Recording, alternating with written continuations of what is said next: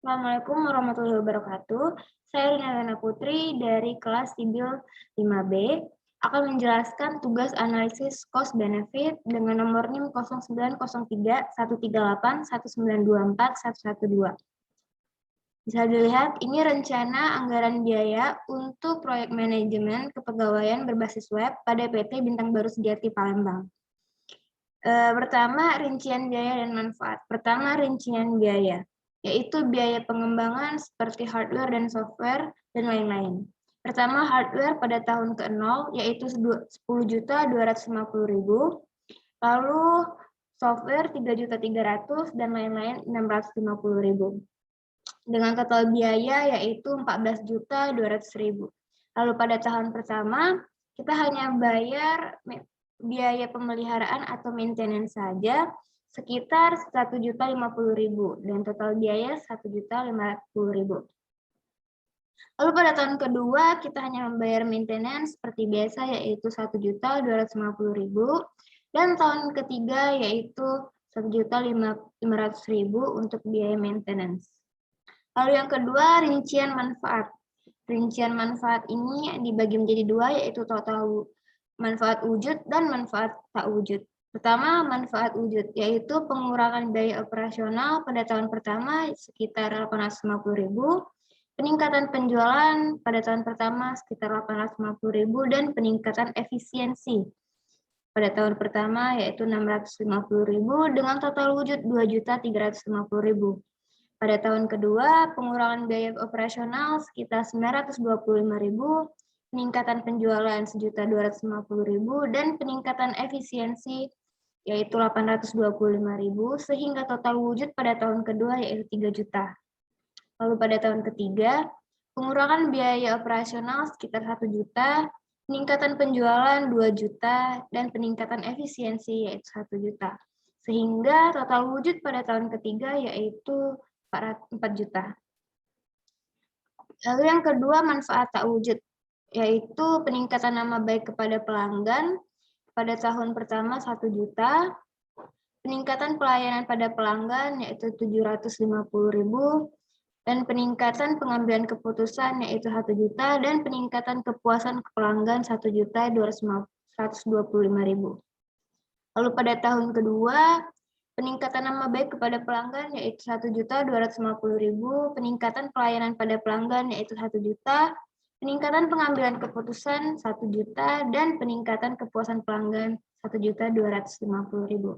Lalu pada tahun ketiga, peningkatan nama baik kepada pelanggan 1.500.000, peningkatan pelayanan pada pelanggan yaitu 2 juta, peningkatan pengambilan keputusan yaitu 1.500.000, dan peningkatan kepuasan pelanggan yaitu 1.600.000.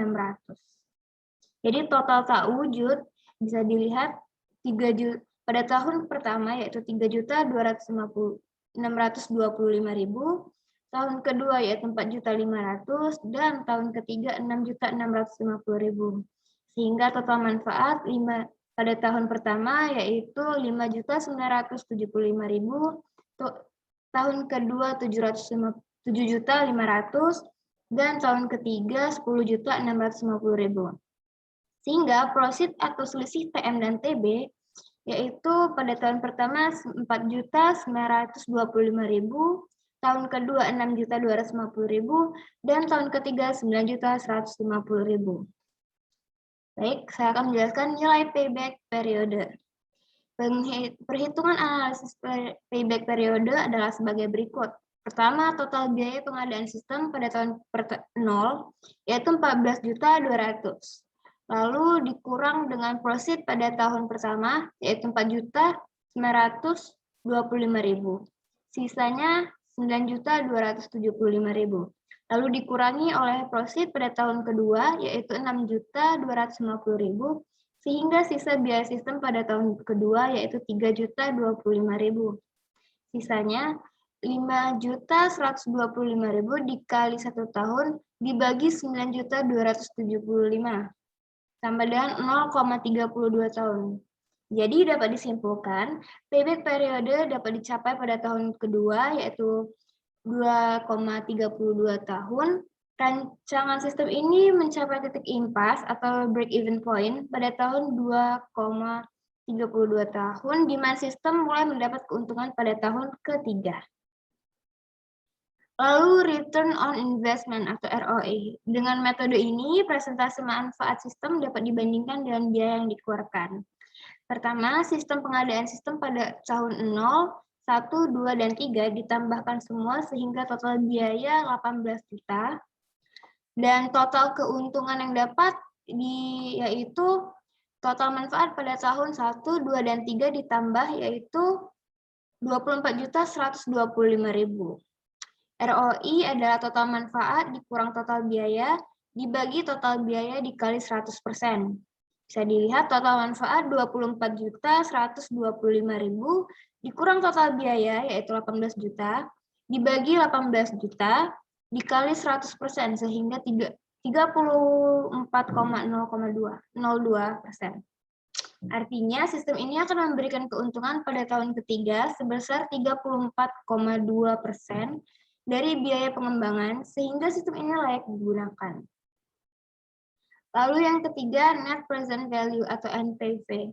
Apabila diaplikasikan pada penerapan sistem yang baru, perhitungan nilai dengan bunga diskon 15% per tahun, maka NPV sama dengan min 14.200 ditambah 4.925.000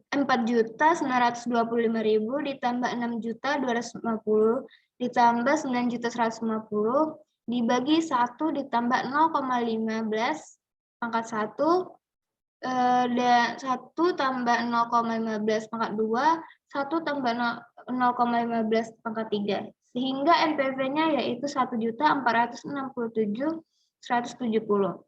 Dari hasil perhitungan di atas dapat disimpulkan bahwa jumlah keuntungan yang diterima sekarang oleh perusahaan pada tahun ketiga apabila sistem ini diterapkan adalah 1.467.170 atau NPV lebih besar dari 0. Maka proyek tersebut dapat dilaksanakan. Lalu yang terakhir, tingkat pengembalian internal atau IRR. I1 sama dengan 15%, maka NPV 1 sama dengan 1.467.170, sehingga nilai NPV positif.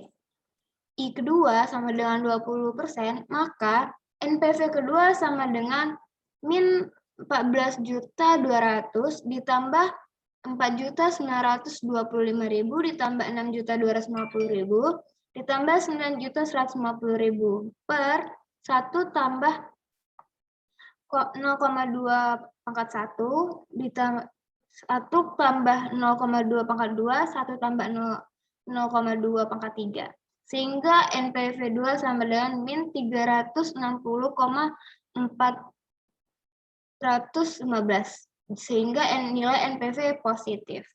Lalu IRR sama dengan 15% ditambah 20% kurang 15% dikali 1.467.170 dibagi NPV 1 dikurang NPV 2. Lalu IRR sama dengan 15% ditambah 5% dikali 1.467.170 per 1.467 di 170 dikurang 360.415. IRR sama dari 15% ditambah 7.335.850% per 1.106.755 sehingga IRR sama dengan 15% ditambah 6,63% sehingga IRR sama dengan 21,63%. Proyek ini akan menghasilkan keuntungan dengan tingkat bunga 26,63% per tahun.